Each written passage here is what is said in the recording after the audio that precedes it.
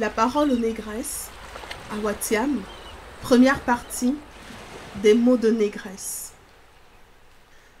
Prise, réappropriation ou restitution de la parole. Longtemps, les négresses se sont tues. N'est-il pas temps qu'elles redécouvrent leur voix, qu'elles prennent ou reprennent la parole, ne serait-ce que pour dire qu'elles existent, qu'elles sont des êtres humains, ce qui n'est pas toujours évident, et qu'en tant que telles, elles ont droit à la liberté, au respect, à la dignité. Les négresses ont-elles déjà pris la parole? Se sont-elles déjà faites entendre? Oui, quelquefois, mais toujours avec la bénédiction des mâles. Leur parole n'avait rien alors d'une parole de femme. Elle ne disait pas la femme. Elle ne disait ni ses luttes, ni ses problèmes fondamentaux. Jadis, des négros africaines ont eu leur mot à dire quand il fallait prendre des décisions de grande importance. Que l'on se souvienne de Zinga, amazone et guerrière, première résistante à la colonisation portugaise de l'Angola au XVIIe siècle, ou d'Aura Poku, reine des Baoulés. Les femmes ont su se réapproprier la parole, la vraie. Cela ne se fera pas sans mal, car les privilégiés qui en font usage, les mâles, tiennent à la garder. Aurait-il pressenti un danger en prenant conscience de l'ampleur des mouvements de libération des femmes actuelles? En tout cas, ils réagissent. Ils mettent les femmes en garde. Ils les menacent. Pour preuve, les propos tenus par le Premier ministre du Sénégal, Abdou Diouf, lors de la première journée de la femme sénégalaise en mars 1972. Vous avez refusé la tentation d'un féminisme agressif et stérile, consistant à vous poser en rivales envieuses et complexées de l'homme. Le procès du féminisme est fait. Qu'Abdou Diouf perçoive le féminisme comme quelque chose d'agressif n'a rien d'étonnant. Mais qu'il le perçoive comme stérile prouve qu'il n'a rien compris et ou qu'il ne veut rien comprendre. Agressif, le féminisme ne l'est que d'agressivité révolutionnaire. Et parce que révolutionnaire, il ne peut être stérile. En clair, ce qui apparaît à travers cette citation, et qui n'est pas dit, c'est refuser la tentation du féminisme. Après cette injonction, le Premier ministre sénégalais poursuit. Pour vous poser noblement en partenaires égaux. Abstraction faite de toute considération morale, on aurait souhaité savoir en quoi consiste cette égalité. Comment elle se traduit concrètement?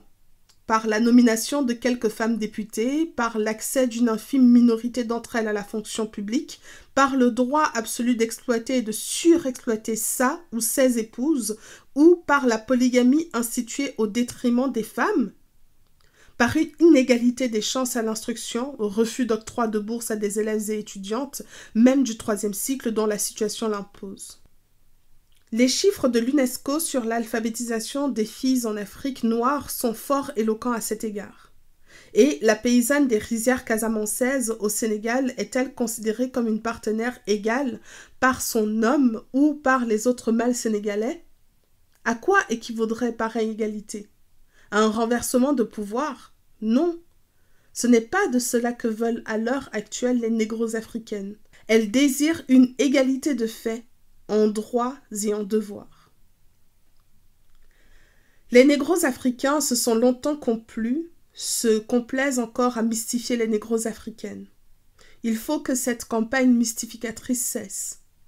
Les problèmes de la négro-africaine ont toujours été escamotés, déplacés dans sa société, et cela soit par les tenants du gouvernement, soit par les intellectuels réactionnaires ou pseudo-révolutionnaires. Il n'est plus question de faire abstraction de ces problèmes sous quelque prétexte que ce soit, et encore moins celui qu'on nous oppose le plus souvent. La libération des peuples noirs est de loin plus importante que celle des femmes. Au risque de nous répéter, nous disons que vouloir se poser en tant que race, avec des caractéristiques spécifiques, face à d'autres races, ne doit nullement conduire à faire table rase de la condition déplorable de la négro-africaine. Nous allons au-delà du problème racial puisque nous nous situons non seulement en tant que négresse, négro-africaine, mais aussi en tant qu'élément appartenant à l'humanité, abstraction faite de toute considération ethnique. De cette humanité, nous ne retenons que l'existence de classes sociales et de deux catégories d'individus. Les hommes et les femmes, ceux-ci et celles-ci, existant dans un rapport antagonique de dominants à dominés. Mais ce n'est pas tout. On a, ou plutôt les hommes ont souvent ramené le problème de la femme à un problème de complémentarité. Qui définit cette complémentarité? Les hommes qui nous l'imposent. Cette complémentarité est érigée en système, permettant de cautionner toutes les oppressions et exploitations que le système patriarcal fait subir à la femme en tant que sexe, tant au niveau du couple qu'au niveau de l'organisation du travail. Ne serait-elle pas non seulement à remettre en question, mais aussi à redéfinir? N'est-il pas temps que les négresses se donnent l'impérieuse tâche de prendre la parole et d'agir? Ne faut-il pas qu'elles s'en octroient le droit, exhortées, guidées non par les chefs de gouvernement fantoches patriarcaux, mais par le vif désir de mettre fin à leurs misérables conditions de force productive et de reproductrice surexploitées par le capital et le patriarcat? Prendre la parole pour faire face. Prendre la parole pour dire son refus, sa révolte. Rendre la parole agissante. Parole, action. Parole, subversive. Agir, agir, agir. En liant la pratique théorique à la pratique pratique. Mais qui sont les négresses? On a beaucoup écrit sur elles et sur leurs coutumes. Rares sont les auteurs qui en ont parlé avec objectivité. Les nègres à qui il a été donné la possibilité d'écrire sur l'Afrique noire, sur la civilisation négro-africaine, se sont, sinon détournés de la négresse, du moins s'en sont fort peu préoccupés. Et quand ils s'intéressaient à elle, c'était pour la louer, la chanter en tant que beauté, féminité, objet sexuel, muse et mère souffre-douleur, ou pour faire une analyse de ses rapports avec le blanc et le nègre, ou son procès, et la reléguer au rang de la sauvagerie. Chantée et louée, elle le fut par les chantres de la négritude. Psychanalysée, elle le fut partiellement, dans son rapport au blanc et à son congénère, entre autres par Frantz Fanon. Abusée, condamnée et ou méconnue, elle le fut par les colons, les néocolons et par la plupart de ses frères nègres. Mais à quoi cela sert-il d'écrire sur la femme noire si, par là même, nous n'apprenons pas qui elle est réellement? Il appartient aux négresses de rétablir la vérité. Pour tenter de saisir la négresse et, plus précisément, la négro-africaine dans son existence et sa vérité, car c'est d'elle qu'il s'agit ici, nous avons décidé de nous mettre à son écoute en Côte d'Ivoire, en Guinée, au Mali, au Sénégal, État francophone, au Ghana, au Nigeria, États anglophones, en lui donnant la parole. Faut-il entendre par là qu'elle ne l'a pas?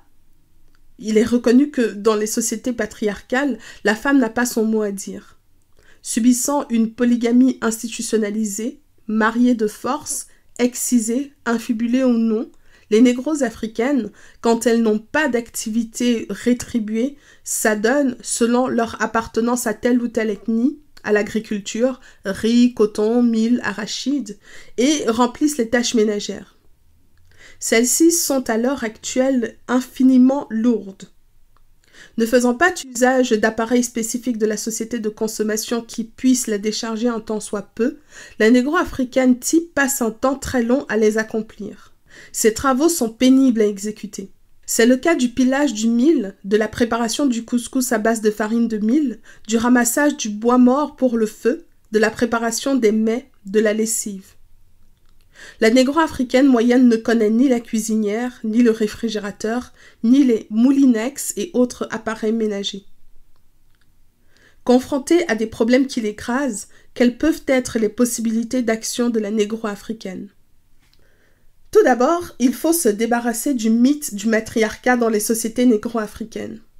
Si le fait de décider en partie ou entièrement des mariages des enfants et ou de régler les travaux ménagers et l'entretien de leur foyer peut être assimilé à un pouvoir de la femme, c'est là une grave erreur. Même erreur si on assimile système matrilinéaire à matriarcat. Quand une femme n'a que le droit de ne pas avoir de droit, elle n'a aucun droit. Elle n'a pas de pouvoir réel, mais un pseudo-pouvoir. Dans la mesure où elle ne gêne pas son mari, elle peut agir. Dans la mesure où elle ne gêne pas le système capitaliste, elle peut exister. Donc, ce qu'elle peut croire être du pouvoir n'est qu'illusion. Les grandes décisions appartiennent à l'homme sans que la femme y soit associée. Le nègre, en Afrique noire, dispose non seulement de sa vie, mais aussi de celle de sa femme. Cela prévaut surtout dans les sociétés islamisées où la femme ne peut aller au paradis que par l'intermédiaire de son mari. Autrement dit, seulement parce qu'elle aura fait le bonheur de celui-ci. La négro-africaine est-elle d'accord ou non? Se complaît-elle dans cette situation? Se révolte-t-elle? Consent-elle aveugle à ce que Dieu son mari décide? C'est aussi ce que nous tenterons de savoir en nous mettant à l'écoute de nos sœurs négro-africaines, fût-ce pour un laps de temps trop court, pour apprendre à les connaître, ne serait-ce que partiellement, et, par-delà elles, à nous connaître un peu nous-mêmes. Leurs paroles sont ici rapportées sous forme d'interviews dont nous avons sélectionné celles qui nous ont paru les plus significatives. Que ceux qui s'attendent à des discours féministes se détournent de la lecture de cette étude. Ce sont des négro-africaines qui parlent. Elles s'expriment avec simplicité, exposent leurs problèmes. De leur discours se dégage le vécu de leur rapport à l'homme et leur vécu quotidien dans leur société. Expériences heureuses et ou malheureuses, des mots et des mots, MAUX, de négresse. L'analyse qui en découle, bien que théorique, n'est en rien exhaustive. Que cette étude suscite des critiques ou des suggestions, elles ne seront que bienvenues et enrichissantes pour d'autres travaux.